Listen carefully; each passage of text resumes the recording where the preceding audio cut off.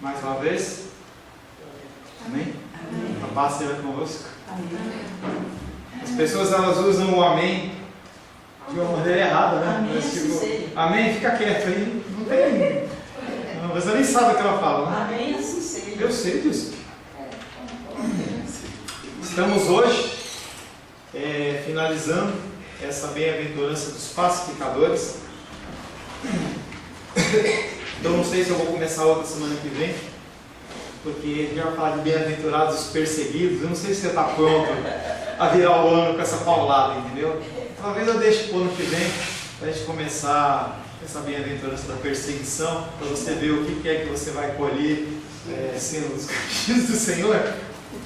Mas por enquanto nós estamos nos pacificadores. Vamos pacificar. Resumindo, falamos que essa bem-aventurança ela é uma nova característica dos cristãos, ela é uma consequência, na verdade. E as pessoas elas pensam que eu vou ser um pacificador, eu vou ser um humilde, eu vou ser aquilo, no intuito de que agora eu vou alcançar a salvação. E nós temos falado que não é bem assim. Isso são consequências. Se você é cristão, você numa medida maior ou menor, você tem que ser um pacificador. É algo que procede só de Deus, não é algo que você compra no mercado, não é algo que você consegue ganhar de herança, não é algo que porque o teu pai era, você é, mas é algo que o próprio Deus te concede. O homem que tenta fazer isso pelas suas próprias forças, ele se frustra. Quanto cristão está frustrado aí, porque não consegue atingir o padrão que eles gostariam de atingir. E na verdade não vão conseguir nada, porque não é pelo nosso esforço, mas é um dom gratuito de Deus. Lógico que nós temos a nossa parte, a nossa responsabilidade humana, mas o propósito maior, a força maior de quem vem é de Deus. Bem-aventurados os pacificadores, porque serão chamados filhos de Deus. Por que eles são bem-aventurados? Porque eles são filhos de Deus. E os que não são pacificadores? Não são filhos de Deus. Tá? Não são bem-aventurados e não são filhos de Deus. Tá? Lembrando que bem-aventurados não são felizes, mas são virtuosos. É a virtude que você tem por ser cristão. E aí nós olhamos para esse mundo bagunçado que está por aí, e nós olhamos e perguntamos: o que tem nesse mundo? O que está acontecendo com esse mundo? E aí nós voltamos a falar do acidente lá de avião, lá dos chapecoenses lá, em que o Brasil inteiro estava chorando, em todos os lugares, em homenagem e tal. E aí uma pessoa foi entrar numa loja online para comprar a camisa dele. Antes, não lembro os valores, mas tipo, antes 50, agora 120. Aumentaram o preço, eles usaram aquele momento de dificuldade, dor, digamos assim, para ganhar dinheiro. O ser humano é assim. O ser humano é assim. O Temer, ontem eu estava vendo uma reportagem, não sei se é verdade, aparentemente sim, que ele chegou do avião e ficou esperando que os enlutados fossem recebê-lo. E aí um menino lá falou assim: você acha que eu vou largar o túmulo aqui do meu pai, do meu irmão, sei lá quem quer que tinha morrido, para ir receber ele? É ele que tem que vir aqui prestar as honras, não eu que tenho que ir lá prestar as honras. Coração humano. Nós estamos chegando no fim do ano e é um motivo que você tem que orar. Nós já oramos na quarta-feira, você tem que ter isso na oração sua. Orações em relação às chuvas e os barrancos e as favelas nos morros. Todo ano é aquela desgraceira em que você vê descendo aquele monte de casa, porque o barranco não foi feito para receber aquelas casas mal construídas e mesmo bem construídas. E aí o barranco, a lama leva tudo. E aí, se você lembra muito bem, há 1, 2, 3 anos atrás, quando teve aquele problema lá em Petrópolis, o Brasil mandando água porque eles não tinham água, e o que o povo fazia? Desviava a água e vendia. Era R$1 vendo por 10. Esse é o ser humano. O que há no mundo? O que tem de errado no mundo? Pecado. Pastor, você está sendo muito simplista, pecado. Nada mais, somente o pecado. Concupiscência, cobiça, egoísmo, egocentrismo dos homens é a verdadeira causa das discórdias, na qual os pacificadores são levantados para acalmar. Pecado. Por que é tão difícil? Por que é tão difícil? Eu escrevi um negócio que eu não estou entendendo. Por que é tão difícil estabelecer a paz entre as pessoas? Pecado. De novo, pastor, pecado. Cada um quer o seu desejo, cada um quer a sua vontade. Em vez de você amar o próximo como a si mesmo, você ama o próximo como se fosse alguém que vai te gerar algum tipo de lucro, de vantagem. Pecado. O que nós podemos fazer? A dificuldade, na verdade, é mudar o coração. Nosso coração pode ser mudado por nós mesmos? Não. É somente Deus. É somente o Senhor que Ele faz essa mudança e essa transformação. Ele pega o teu coração de pedra. Ai, pastor, meu coração, ele é um coração tão lindo. Não, ele é de pedra. Ele é preto, ele é sujo. E algo que nós temos falado, conforme você se aproxima de Deus, você percebe cada vez mais que o seu coração é pior do que você imaginava. É só jogar um pouco de luz no meio de um ambiente escuro que você vê os ratos e as baratas. É exatamente o meu coração e o seu coração. Quando a luz da palavra bate nele, realmente reflete o que tem em mim. Adultérios, roubos, maledicências, egoísmos. Aquilo que existe no interior do homem, inevitavelmente há de aflorar na superfície. Porque do coração procedem maus desígnios, homicídios, adultérios, prostituição, furtos, falsos testemunhos, blasfêmias. O nosso coração está cheio disso. Não adianta você procurar um santo, um sacerdote. Conforme você joga a luz em cima, você vê aflorar as coisas. Se você começar a observar vídeos na internet ou coisas na televisão, você vê do que o homem é capaz. E ele é capaz de muito mais. Muito mais. O que é um pacificador? O pacificador é um indivíduo que busca agir de uma forma ativa. Não tem um pacificador que fala assim, eu não vou me meter. Isso não é pacificador. Você está vendo o pau quebrar lá e você simplesmente não fala nada. Não vou me meter. Entre discussão entre marido e mulher, isso não é bíblico. Isso não é bíblico. Você tem que ter sabedoria, tem que saber como falar, não tem que falar coisas do seu coração, tem que ser neutro, mas se algum conflito está acontecendo, nós somos levantados como pacificadores para auxiliar. Um indivíduo que é pacificador, ele busca agir ativamente para que haja paz. Qual a motivação? Para que ninguém fique brigando, para que ninguém me enche o saco, para que as pessoas elas vivam bem, não. Glória de Deus, para que o nome do Senhor seja glorificado. Você não leva nada em relação a isso, absolutamente nada. O homem dotado de coração limpo pode ser um pacificador. E pastor, você acabou de falar que o meu coração é preto, que o meu coração é sujo, então eu não sou pacificador. Na verdade, nós temos essa santificação, essa justificação, não de nós mesmos, mas através da cruz. Através da cruz, através do sacrifício de Deus, é que nós podemos agir diferentemente do que nós seríamos tendentes a agir. E as pessoas, elas me surpreendem tanto de uma forma negativa como de uma forma positiva. Eu vejo pessoas que ou começam a ouvir a palavra e elas são transformadas. Tem um rapazinho que eu aconselho, um horário antes do Lucas, e o rapaz ele vem lá do Gama, roda 50 quilômetros só para conversar, para ser ministrado. E aí ele começa a dar o testemunho das coisas que têm acontecido na vida dele de uma forma cristã, e eu fico assustado. Como o cara vai ficando crente? Menino de 20 anos. 20 anos e o menino é crente. Está lutando com as suas dificuldades. E ele ouve, e ele absorve. E ele absorve as coisas que Deus fala, e manda ler, ele está lendo, manda ele assistir, ele assiste. E eu olho e vejo o poder de transformação das coisas do Senhor. E ele caminha no caminho de ser um pacificador, abrindo mão do seu coração, da sua vontade, do seu eu.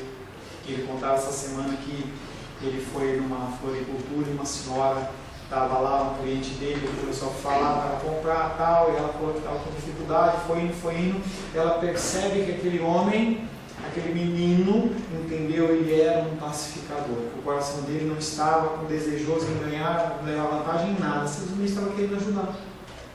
E aí ele falou de coisas do Senhor para ela, e ela chorou, se mudou, se transformou, não sei, mas a nossa função é simplesmente falar, um ser humano que é um pacificador, ele tem que ser liberto do seu próprio eu. Você não pode entrar numa atitude defensiva, porque uma coisa é eu tentar trazer a paz entre a Bené e a Rosário, e outra coisa é eu tentar trazer a paz entre Paulo e Bené. Eu estou envolvido. É muito fácil olhar uma situação de terceiros em que eu posso simplesmente não ter nenhuma vantagem nisso, mas e quando eu estou envolvido? Nessa hora que a gente tem que matar mais ainda o nosso eu. Nós também temos que ser neutros e não temos que ser sensíveis. Porque a pessoa que ela é sensível, ela não pode ser um pacificador.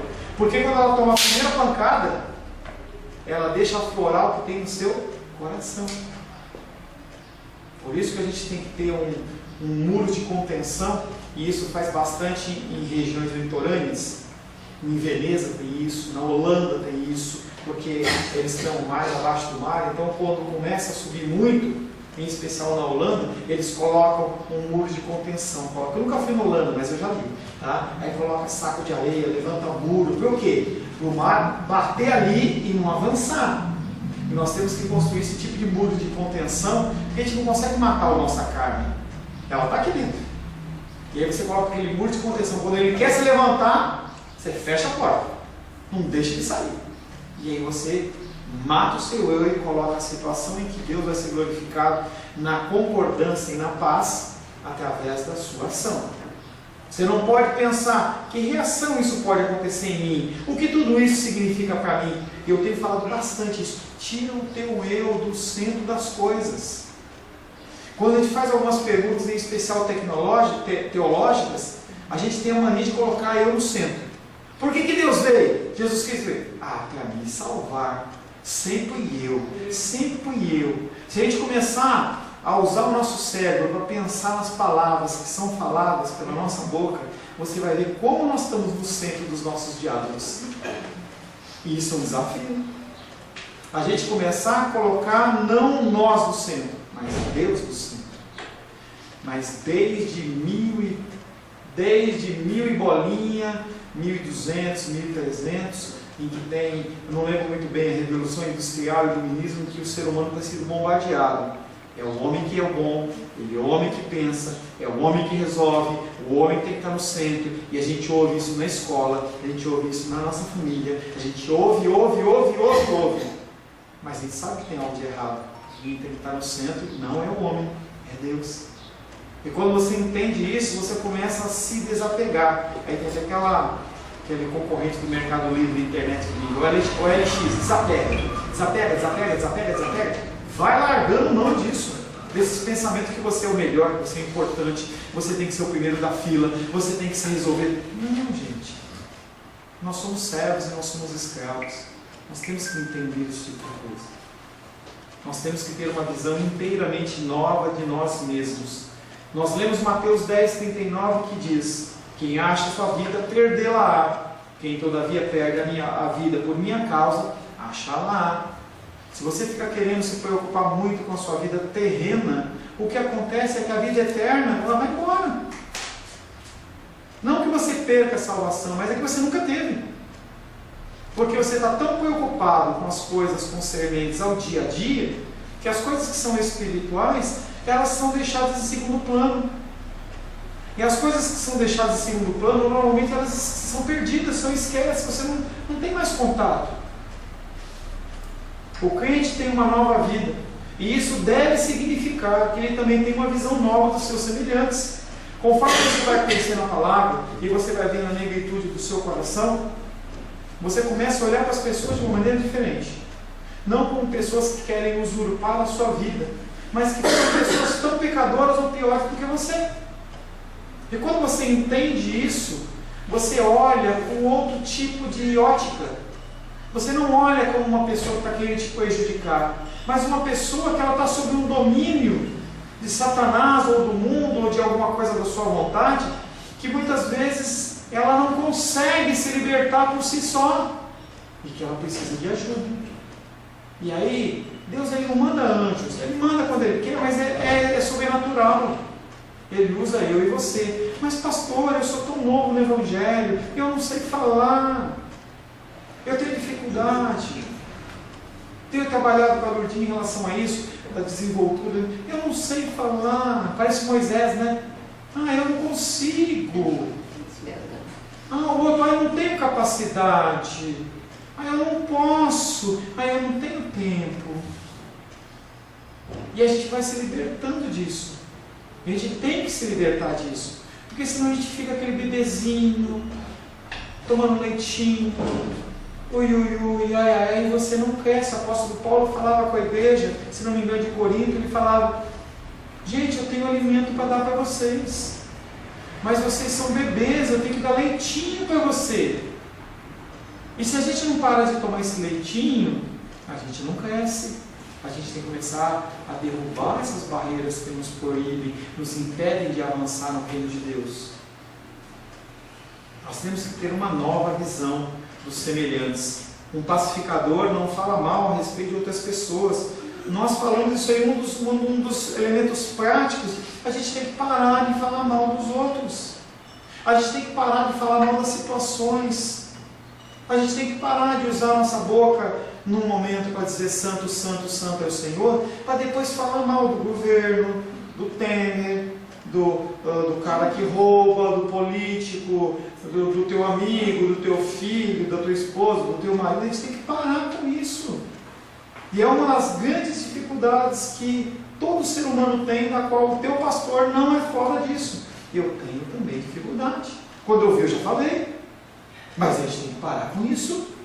Porque a mesma língua que fala santo, santo, santo não pode maldizer as criações de Deus. Não tem nenhuma torneira que você abre e ela sai água doce e água amarga. Até água quente e água fria tem duas. Porque se não tiver duas, ela vai sair morna, mas não sai quente ou fria. Não tem, a gente tem que trabalhar isso em nossas vidas.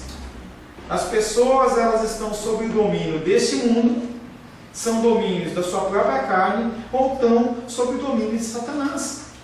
Pastor, no fim do culto, eu quero pedir uma oração por uma pessoa que eu estou orando nesse sentido aí. Amém. Eu sei que está escravo. É você? Satanás. Não, graças a Deus. Eu estou orando por uma pessoa que está perseguindo outra. E eu sei que ele é escravo de Satanás. E quando eu falo para as pessoas que é para orar com ele, ela diz: não, ele é homem maligno. Eu falei: é maligno porque o maligno tomou conta dele. Maligno. Nós temos que orar por ele. É maligno e vai continuar maligno se nós não fizermos nada, entendendo que nós somos só instrumentos.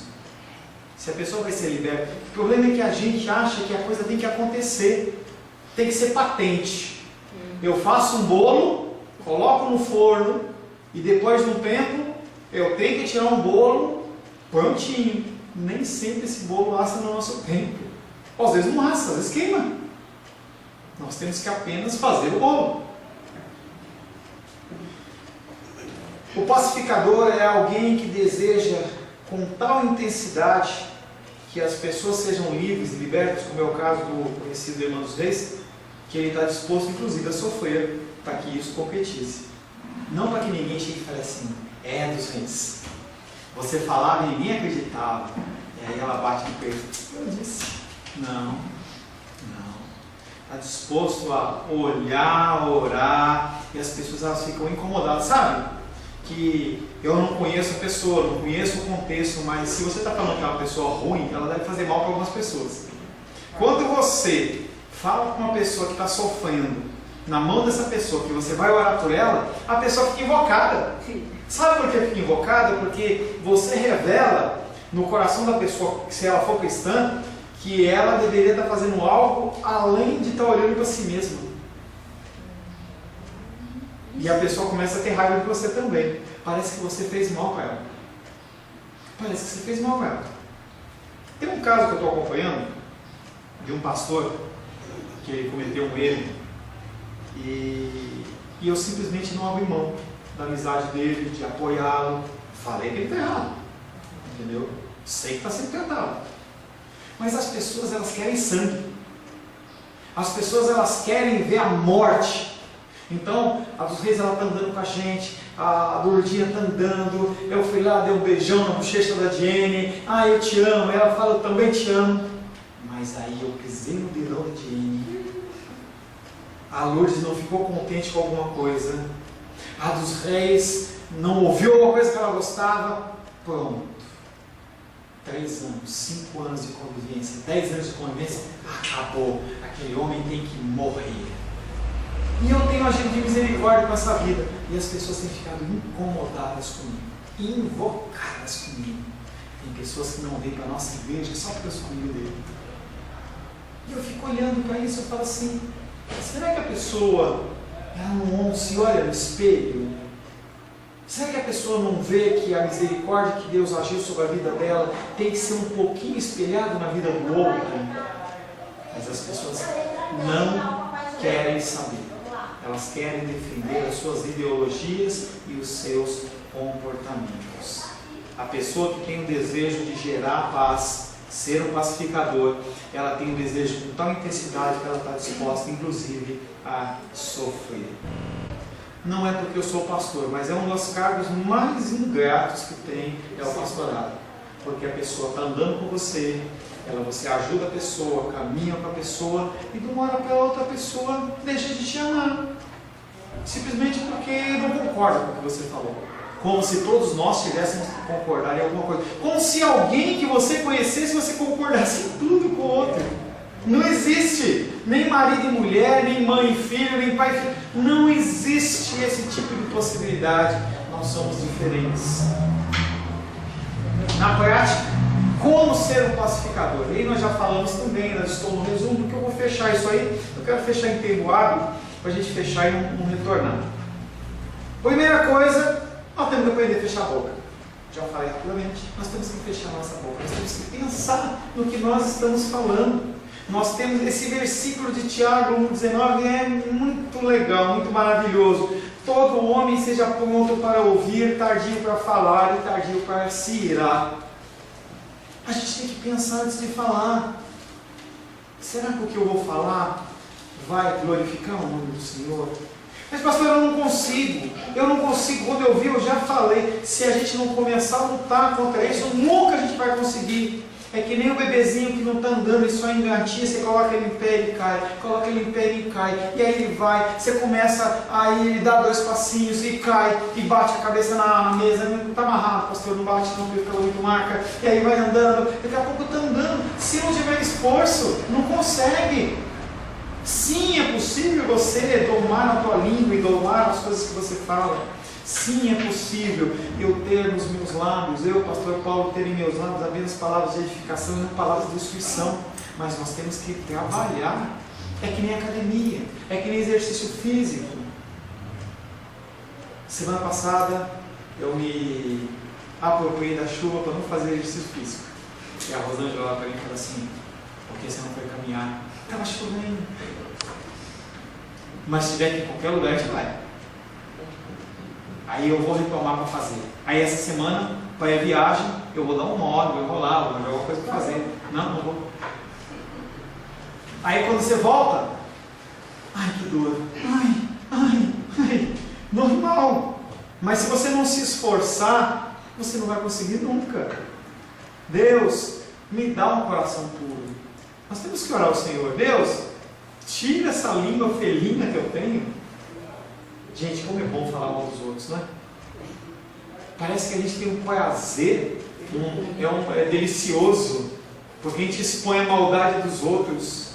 Nunca mais eu volto nessa igreja, nunca mais eu ouço um vídeo desse pastor, porque ele fala que é gostoso. Mas o pecado é bom. Se não fosse ninguém, quando ninguém exercia, pega um martelo e dá no seu dedo.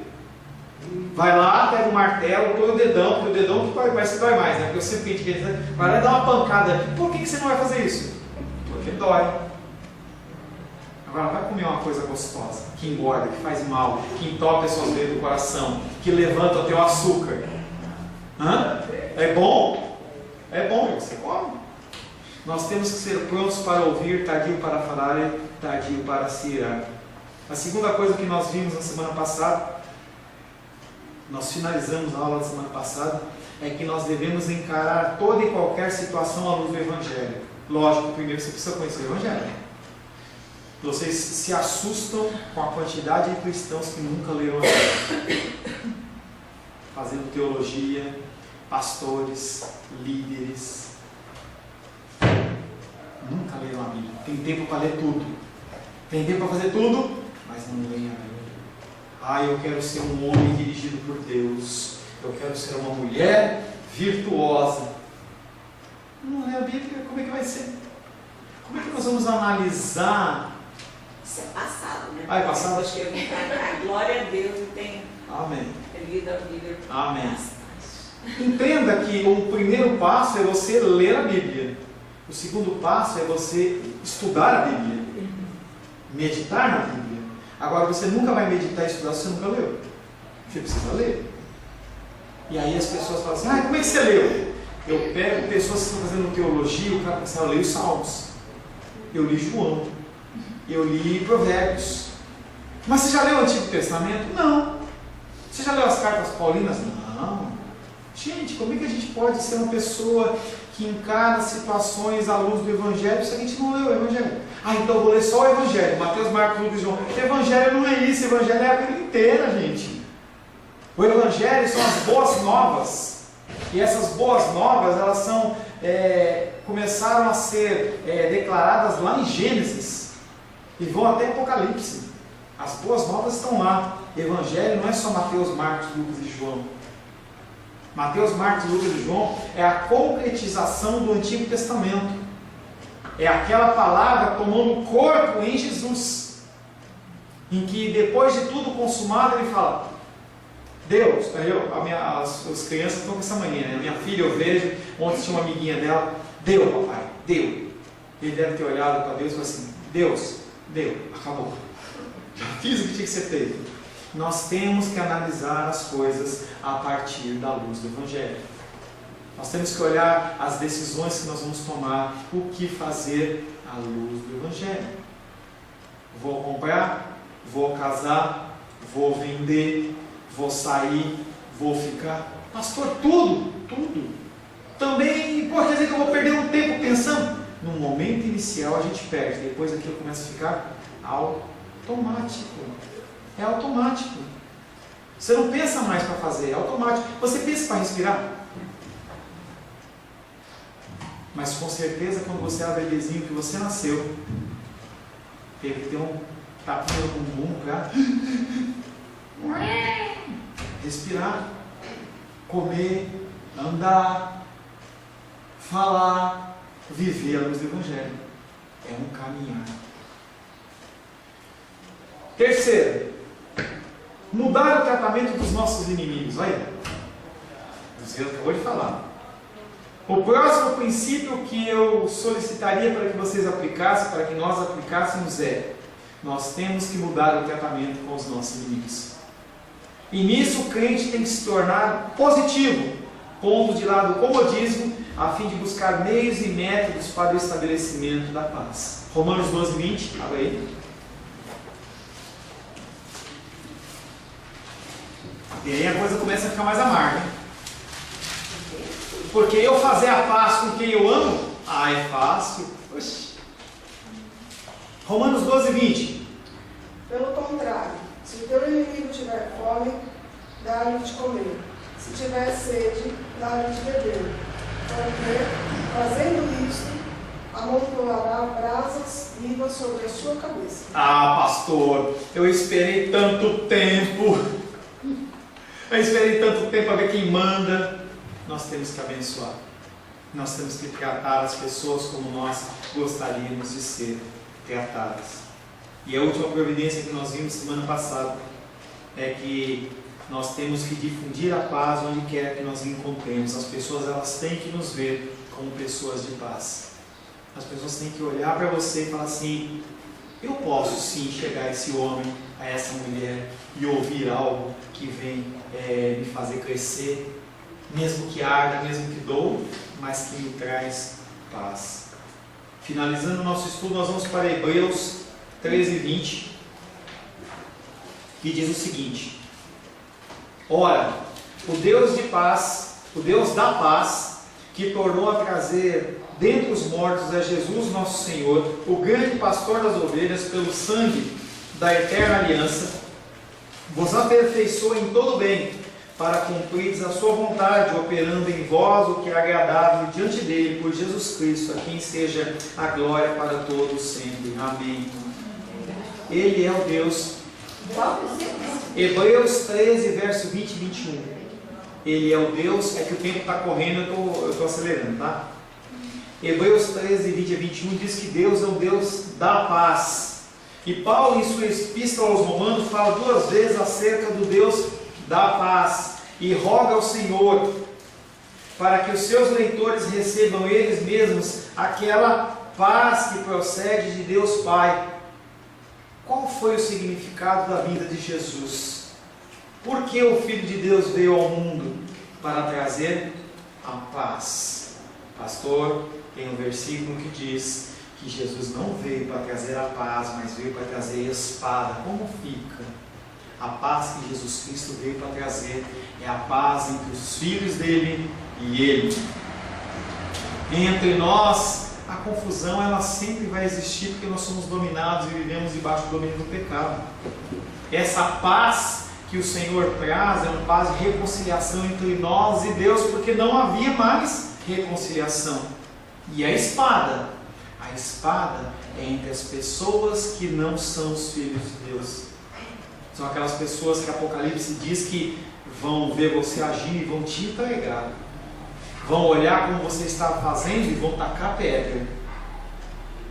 Essa é a espada, em que há discordância entre marido e mulher, pai e filho, filho e pai, amigo e amiga, em que no momento do arrebatamento, no fim dos tempos, vai estar trabalhando, 2 vão estar trabalhando, um é levado e o outro fica. 2 estão deitados no leito, um vai e o outro fica. Essa é a espada. Franziu a testa? Franzi, que eu nunca entendi bem essa relação. O que ele está dizendo ali, querida, é que no meio nosso, que nós estamos em 3, 6, 7, 1, 8, nem todos os 8 vão subir. Pode ser que eu esteja sentado do lado dela, da Diene, e ela que fica. Eu não vou ser ungido, né? Eu vou e ela fica. Então amarrado, né? Gente, 2 pessoas elas caminham juntas. Uma conhece a Cristo e outra não conhece a Cristo. Professa, foi batizado, mas não vive o cristianismo. Um fica e outro vai. Os conflitos procedem do homem, do pecado e de Satanás. A discórdia foi introduzida no mundo dessa maneira. Porém, o nosso bendito Deus estabeleceu a paz através de seu Filho. Eis porque os pacificadores são considerados filhos de Deus. O que eles fazem é repetir o que Jesus fez: trazer a paz, trazer o entendimento, trazer a concórdia, trazer a sabedoria. Deus da paz que enviou seu Filho e assim providenciou para nós um caminho da salvação. Ser um pacificador é ser como Deus, é ser como filho de Deus, é ser considerado uma pessoa de paz. Bem-aventurados os pacificadores, porque serão considerados chamados filhos de Deus.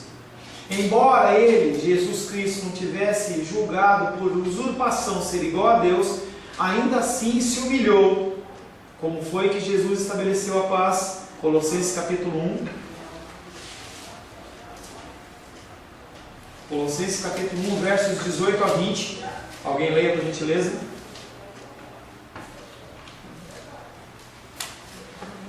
Ele é versos 20? 18 a 20? 18 a 20. Ele é a cabeça do corpo, da igreja. Ele é o princípio, o primogênito dentre os mortos, para em todas as coisas ter a primazia, porque aprove a Deus que nele residisse toda a plenitude. Continua. e que, havendo feito a paz pelo sangue da sua cruz, por meio dele reconciliasse consigo mesmo todas as coisas, que sobre a terra, quer sobre a terra, quer sobre os céus. Então através do sangue dele derramado, nós temos paz. Paz com quem? Com o Senhor. E nós lutamos aqui na terra a ter paz com os irmãos, porque é difícil, porque nós temos o antigo homem, nós temos o velho homem, a luta ela é todos os dias. Ele se entregou a si mesmo a fim de que você e eu pudéssemos ter paz com Deus, a fim de que pudéssemos usufruir de paz no nosso íntimo, a fim de que pudéssemos ter paz uns com os outros. Efésios 2, 14 e 15. Efésios capítulo 2, versos 14 e 15.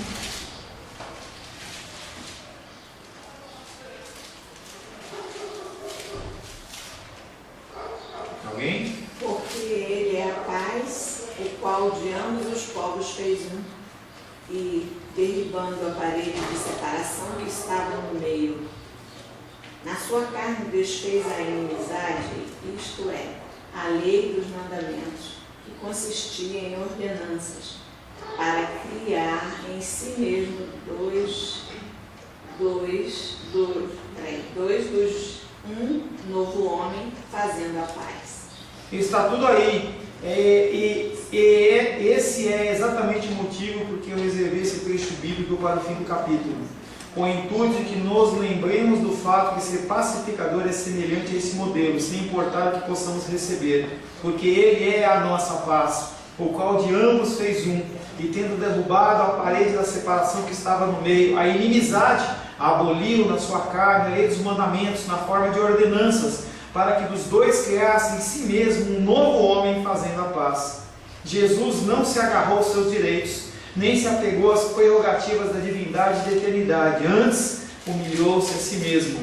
Veio a este mundo como homem e humilhou-se até a morte por crucificação. Por quê? Porque não estava pensando em si mesmo, ele pensava na vontade, na glorificação de Deus. Filipenses capítulo 2, verso 4 e 5, estamos finalizando. Mais 2 versículos. Filipenses capítulo 2, verso 4 e 5. Não tenha cada um em vista o que é propriamente seu, senão também cada qual o que é dos outros. Tende em vós o mesmo sentimento que houve também em Cristo Jesus. O apóstolo Paulo olha para mim e para você e fala assim: não olha o que você tem que receber, não olha a vantagem que você vai receber, mas age como Cristo fez. Esse é o ensino do Novo Testamento. Você termina com o seu próprio eu e começa a seguir a Jesus Cristo. Você toma consciência do que Cristo fez por nós, a fim de que pudéssemos gozar da bendita paz de Deus, e começa a desejar que todas as pessoas comecem a desfrutar dessa paz. Você tem a paz no seu coração. O que foi, gente? Hã? Foi, tia? Filipenses 2, verso 4 e 5. Tá? Você começa a matar o seu eu, e aí naturalmente você começa a olhar para as coisas segundo a ótica de Deus, segundo a ótica e o proceder de Jesus. Se você continuar olhando para você, se eu continuar olhando só para mim, eu nunca vou ver o Lucas. Eu vou só olhar para mim, E o Senhor, Ele nos convida a tirar o nosso olho, o nosso umbigo, para olhar para as pessoas. Dessa maneira, esquecendo de si mesmo e humilhando, você segue os passos daquele que, 1 Pedro capítulo 2, versos 22 e 23. 1 Pedro capítulo 2, versos 22 e 23.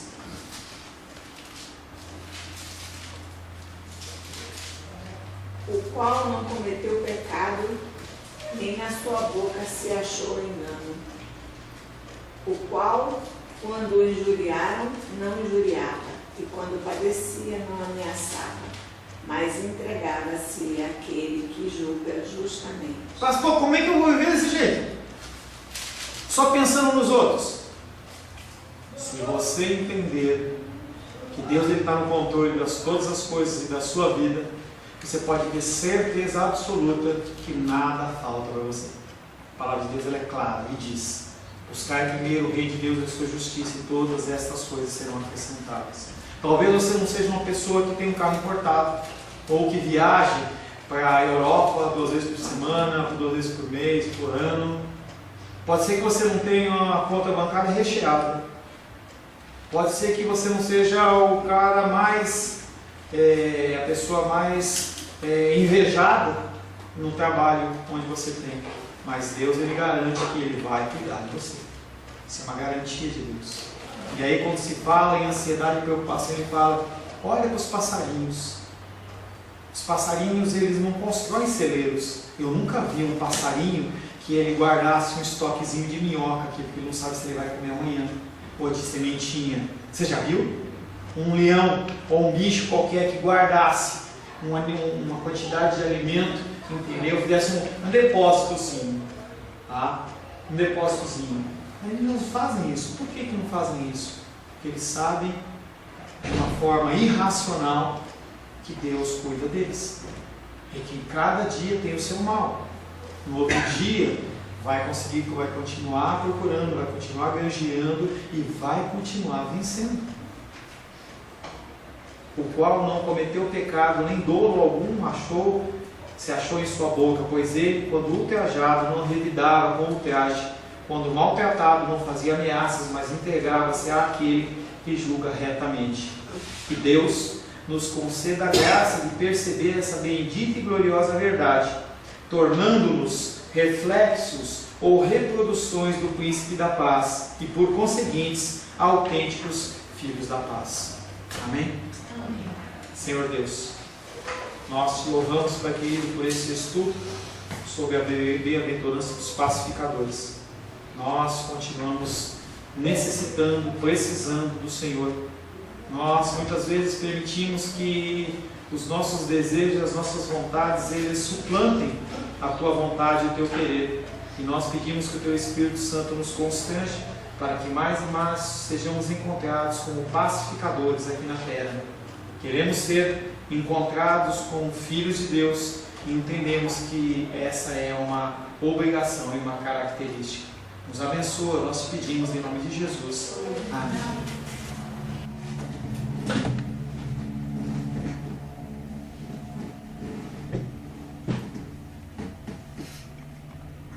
A paz seja convosco. Meu nome é Paulo César, eu sou pastor da Igreja Cristã Semente de Vida. Eu quero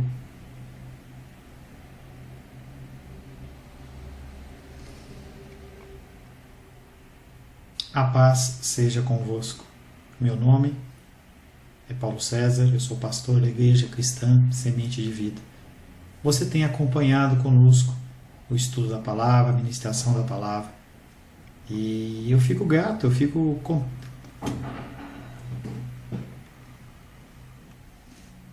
A paz seja convosco. Meu nome é Paulo César, eu sou pastor da Igreja Cristã Semente de Vida. Me alegro por esta palavra poder estar alcançando a sua vida. Sei que a palavra ela tem o poder de mudar, transformar, gerar no nosso coração mudanças e transformações. E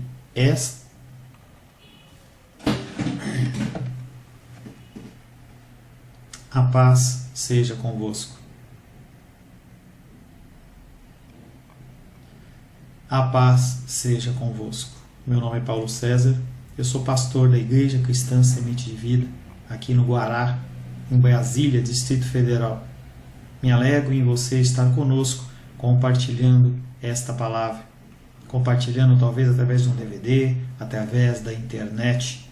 A palavra tem esse poder, ela atravessa fronteiras, ela alcança pessoas que naturalmente não poderiam ser alcançadas. Você foi alcançado pela palavra. Esse pastor que te fala não tem nada de especial, não tem nada místico, eu não tenho nada místico te oferecer, nada mágico. Eu não digo para você que você vai ser rico por ouvir a palavra, eu não digo que você vai ser curado física, emocionalmente, espiritualmente, não. Pode ser que sim.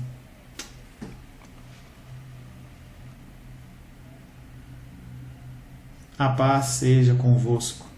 Meu nome é Paulo César, eu sou pastor da Igreja Cristã Semente de Vida.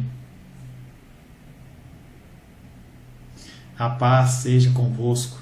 Meu nome é Paulo César, eu sou pastor da Igreja Cristã Semente de Vida aqui em Brasília, Distrito Federal. Me alegro que esta palavra possa ter te alcançado. A palavra tem essa característica, ela alcança pessoas aonde quer que elas estejam. Não sei onde você está, mas sei que a palavra te alcançou. Me alegro com isso. De novo, não. A paz seja convosco. Meu nome é Paulo César. Eu sou pastor da Igreja Cristã Semente de Vida, aqui no Brasília, Distrito Federal. Me alegro que a palavra tenha te alcançado. Ela tem essa característica. Ela alcança pessoas nas mais determinadas. A paz seja convosco. Meu nome é Paulo César. Eu sou pastor da Igreja Cristã Semente de Vida. Me alegro que a palavra tenha te alcançado. Ela tem essa característica. Ela alcança pessoas nas suas maiores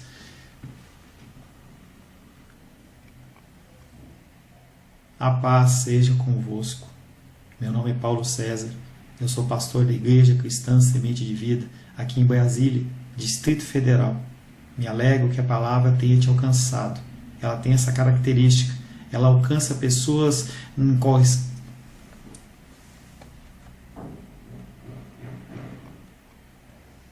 A paz seja convosco. Meu nome é Paulo César. Eu sou pastor da Igreja Cristã Semente de Vida, aqui em Brasília, Distrito Federal. Me alegro que a palavra tenha te alcançado. A palavra faz isso. Ela alcança as pessoas aonde quer que elas estejam. E você foi agraciado com esta palavra. Não que eu tenha nada especial a te dizer. A palavra ela é suficiente e ela usa quem ela quer. E eu me alegro por ter sido um canal para poder te abençoar. Mas eu quero te dizer que não basta você ser um ouvinte, não basta ser uma pessoa que se alegra quando você ouve a palavra de Deus. A vida ela é feita de decisões.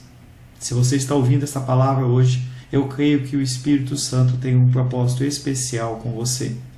Muito mais do que prosperidade, muito mais do que uma cura física, uma cura emocional ou espiritual, Ele quer te alcançar para a vida eterna. Nós investimos nosso tempo, nós investimos as nossas forças em coisas terrenas, mas o Senhor Ele tem muito mais a oferecer. Ele tem sim para você a cura, Ele tem sim para você a prosperidade, mas Ele tem muito mais que isso. Submeta-se a um Deus que Ele é capaz de mudar e transformar a sua vida por completo. Creio que o Espírito Santo Ele é capaz de tocar o teu coração. Quero pedir que você curve a sua cabeça. Senhor, em nome de Jesus, coloco na tua presença essa vida que ouve esta ministração, que ouve esta palavra. Pai, eu não tenho capacitação nenhuma, mas o teu Espírito Ele é capaz sim de tocar nesta vida, gerar nela mudança, transformação, arrependimento, e que ela possa simplesmente bater no peito, convencendo-se que é pecadora e que precisa de um Deus salvador. Não há um caminho a ti, meu Deus, que não seja através de Cristo. E eu lhe peço, Pai querido, que você alcance essa vida e ele possa sim tomar uma decisão pessoal pelo Senhor, em nome de Jesus. Amém. Amém, meu querido. Amém, minha querida. Fico contente que você esteja ouvindo essa ministração até o fim. E peço que você não se limite a ouvir os cultos pela internet. Você procure perto da sua casa uma igreja, um lugar que proclame a palavra do Senhor. Eu oro para que o Espírito Santo te direcione nessa busca, porque muita coisa tem sido oferecida que não é o Evangelho. Eu abençoo a sua vida em nome de Jesus. Amém.